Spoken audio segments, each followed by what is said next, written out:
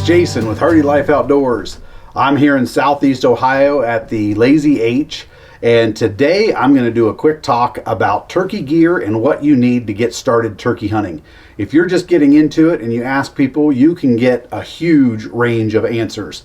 You can start off very basic and very cost effective and it works just perfect, or you can spend a ton of money and get all the top end products and tools or gear that's available out there. But to get started, you don't need all that.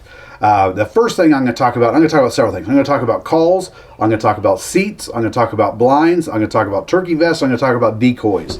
So we're going to hit all those things. First things first is turkey calls. There's a couple types of calls.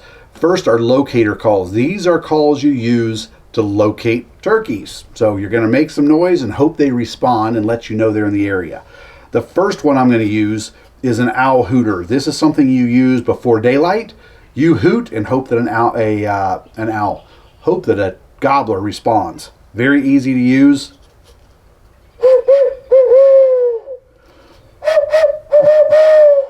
Couple different tones. This one's from Primos.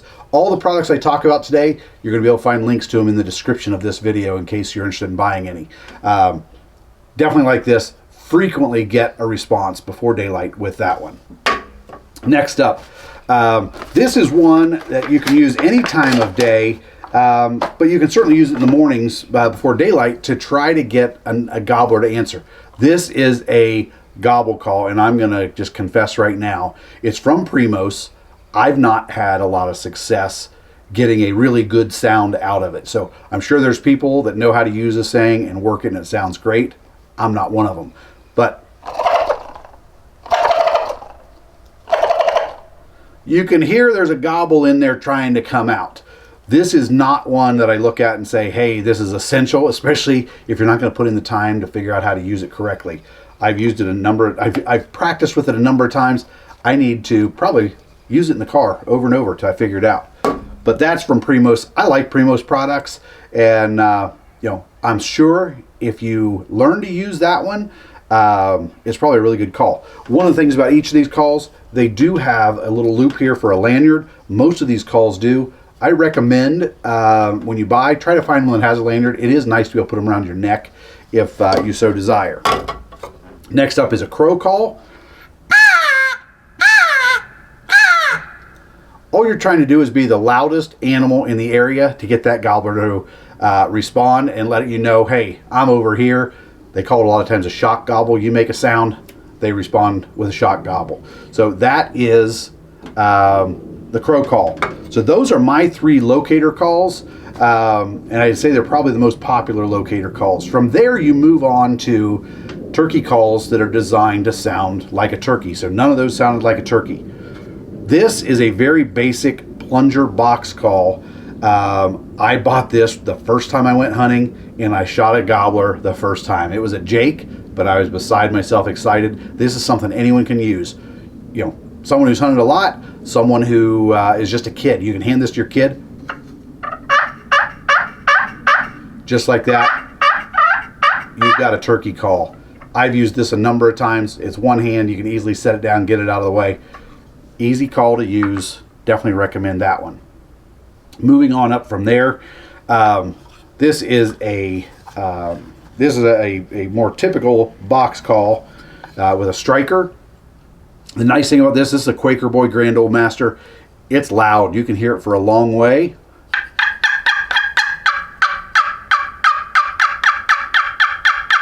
That's what it sounds like. Those first couple strikes didn't sound great.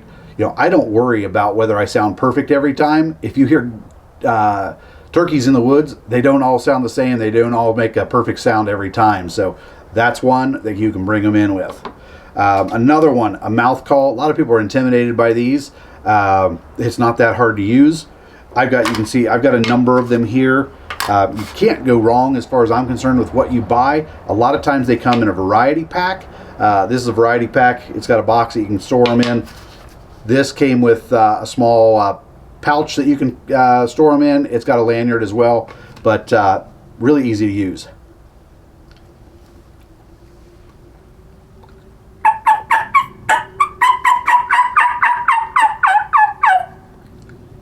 There's a variety of sounds you can make with that. practice with it, get good. The nice thing about this is you put it in your mouth, your hands are on your gun.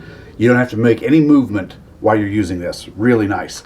Other call that I don't have is a slate with a striker stick. I've never used one. It's just been personal preference. But that's a variety of turkey calls that if you're looking for something, you know, arm yourself, get a couple of these. They're cheap. You know, one of these, you know, you're set to go. You don't need much. If you feel like you need a locator call, pick up a locator call.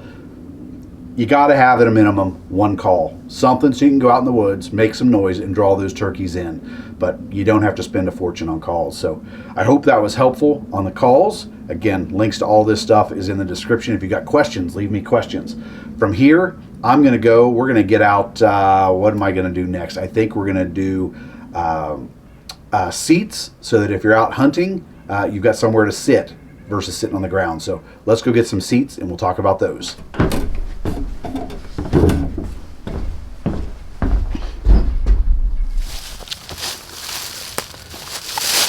Okay, next up, let's talk about where you're going to sit when you go out to hunt. First off, a seat is not required. Clear yourself out a spot at the bottom of a tree, sit on the ground, you can hunt just fine. If it's cold, you might get a little cold. If the ground's wet, you might get a little wet. You can buy camo hunting pants that have liners in them that will keep you dry.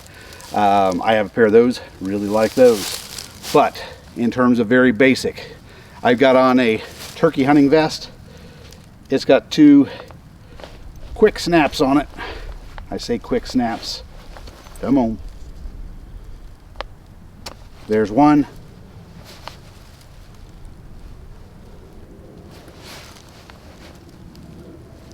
There's the other. Outfold the seat, sit down. You are ready to go and off the ground with something soft to sit on. That's one option. While I'm talking about the turkey vest, this is an older vest. I'm going to look online and see if I can't find one that I would recommend. Key things that I recommend: lots of pockets. You want to have places for your calls, anything that you carry, you want that. This also has a game pouch, which is nice for carrying decoys, so that's something to think about. One of the things to avoid, this is an old one. It's got zippers that can make some noise. You want quiet closures. You don't want Velcro. Quiet as can be. So anyway, I will find a vest to recommend. This is an older one. It's worked fine. You don't need an expensive vest. You don't need a vest at all if you don't want. Take a fanny pack. Put your calls in a fanny pack. That's just a nice to have. Let's go back to seating. This is one of my favorite seats. I use it for turkey hunting. I use it for deer hunting. Easily can be carried over your shoulder. Sets up quick. The legs are shaped so you can turn it different directions to address slopes. I love this. I can sit just like this against a tree, have my gun ready. Really, really like this. Pretty affordable seat. Next up, this one is more like sitting in a lounge chair. You fold it out. Again, turkey and deer hunting out of this. I set it down. Nice and comfortable place to sit. The difference with this one, it's a little harder to move around on. If something's coming over my right shoulder, that other flat seat is pretty nice. I can move around on it. This is a nice add. Inexpensive blind. If you don't have the money to go for an all-out blind, you can set up this screen, set behind it, and just sit here. You're not seen. I've used this for both deer and turkey. Really like it. Sets up quick. Hub style. Comes down quick. Goes into a bag to go to your next hunting spot or to head back in. So, a couple different seat options.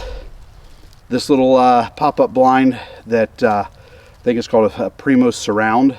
Again, watch the end of the video or look at the end in the description. I'll have details on this. Those are a couple options. Again, you don't have to have a seat. It's a nice to have.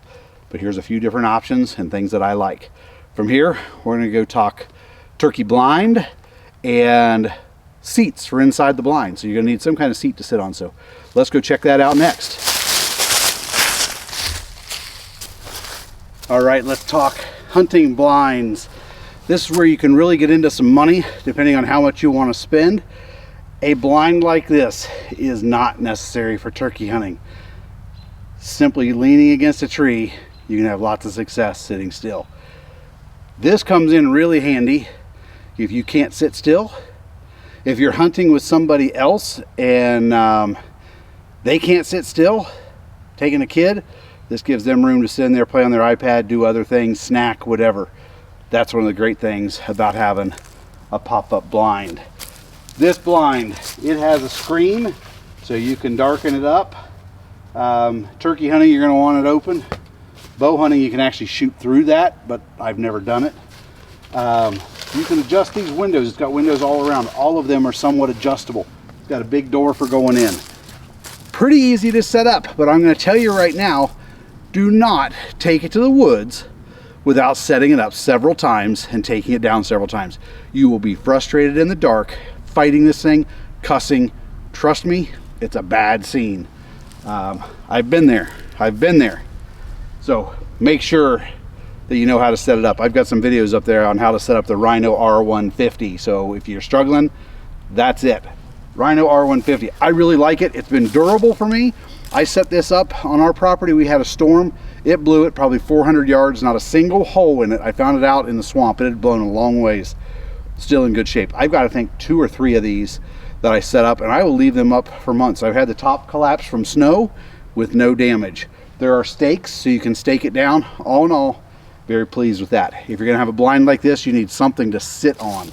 I will talk about a couple seats. This is my favorite. This is a seat from Bog. It sits at a nice height. It's got a good size to it. It is a comfortable seat I can sit in and turkey hunt for a long, long time, or deer hunt. I use it for both types of hunting when I'm in this blind. Really like it.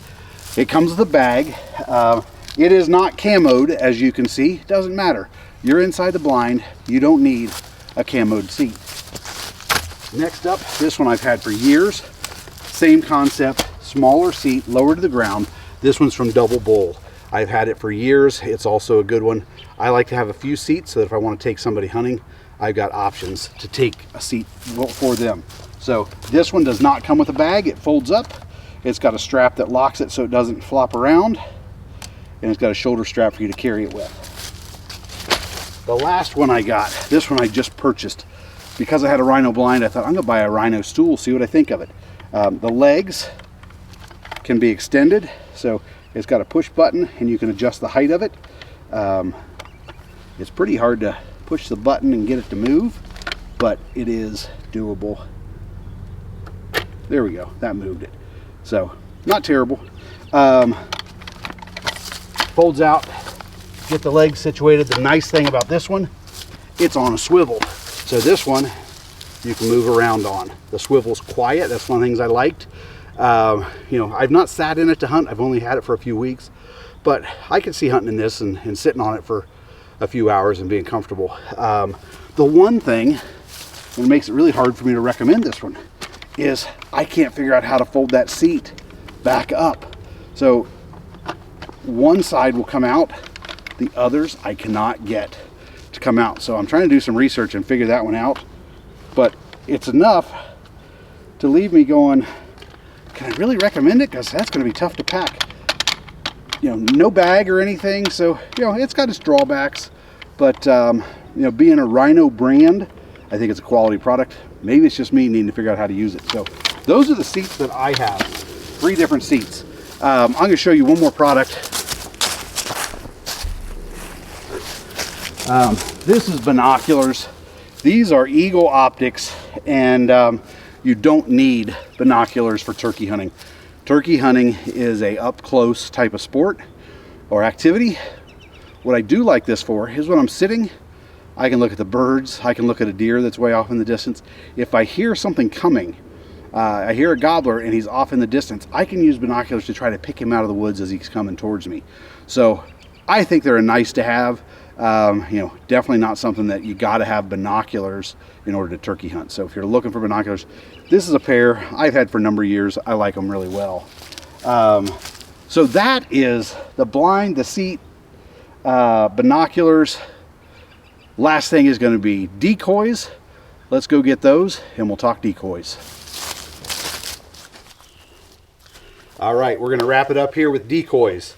These are Primo's gobstopper set that I've had for about 2 years. I don't use decoys all the time. You do not have to have decoys. If you're not using a decoy and you're calling, especially if you're in the woods, the result is if that gobbler's coming in, he's looking for you. So, you know, he may come through, he's going to be searching, not finding you. If you're out on a field edge and you call into a field edge where he can see really well, if he doesn't see turkeys, he may not come in. So depending on where you're hunting will dictate a little bit about whether you need decoys or not. I've had luck with decoys. I've had luck without decoys. Where I like to use decoys, I've got a clover field. I will set up there with plans to sit all morning and just wait for turkeys to come feed. That later in the season, when I think they're a little call shy, I'm just going to sit there, put out some decoys so that when they come, they're comfortable, and they'll come right on in. So a couple different ways, but you do not have to have decoys. This is a very affordable set. It does come with a bag for carrying them in. The bag has an orange flag so that when you're carrying it on your back, you can have that orange flag out so that nobody takes a stupid shot at you. So anyway, that's my quick take on turkey hunting gear. And, you know, things that I would buy, things I don't think are necessary. But if you're trying to get out this spring, this is one way to get yourself set up. If you're looking for a gift for somebody, some great ideas here. If you don't follow the channel, hit like, share, and subscribe. My plans for this spring are to take you with me while I scout, hunt, and hopefully bag a big old gobbler. Good luck this season. Thanks for joining.